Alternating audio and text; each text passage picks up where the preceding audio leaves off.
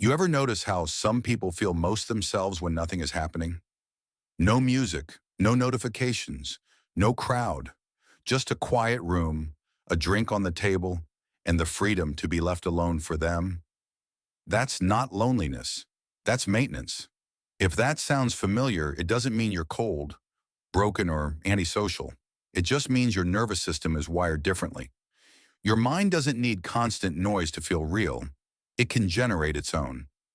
But not everyone who loves solitude is built the same way. Some disappear into their thoughts, some guard their energy, some use silence like a workshop. Same behavior on the outside, different reasons on the inside. The first type is the inner traveler. Other people book flights. This type travels without moving far. Give them a bed, a chair, a bus seat by the window, and their mind takes off. They replay old conversations, rewrite them, imagine futures, test decisions, argue with themselves, and make peace again. From the outside, they look spaced out or shy. In groups, they're the quiet one at the edge of the conversation. Then suddenly they drop a sentence so specific and oddly accurate that everyone turns to look.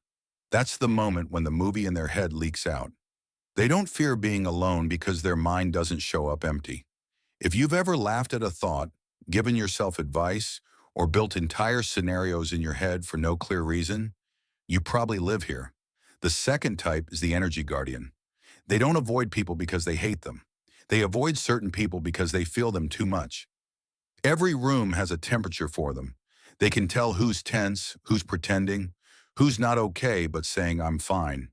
After a while it's tiring. Psychologists sometimes call this empathic fatigue.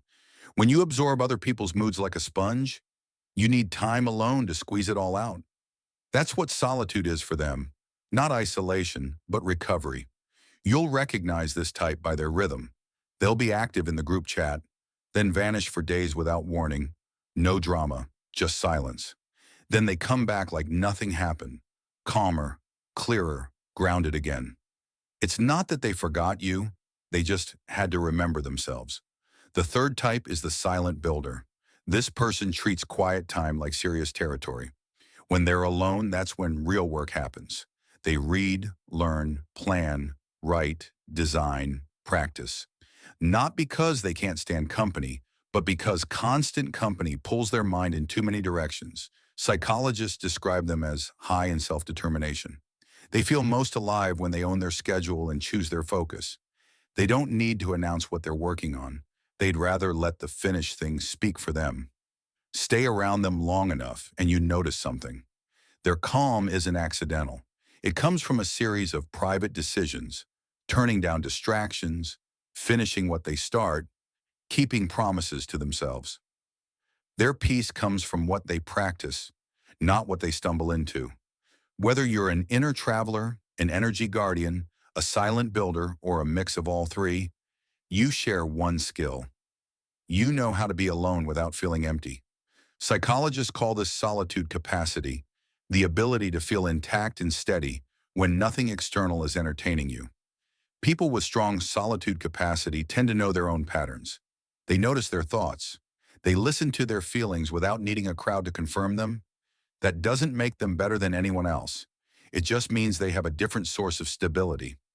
So when someone asks, "Why do you like being alone so much?" You don't owe them a long speech. You don't have to defend it. A simple answer is enough, because that's where I hear myself clearly. Now I'm curious. Where do you see yourself in this?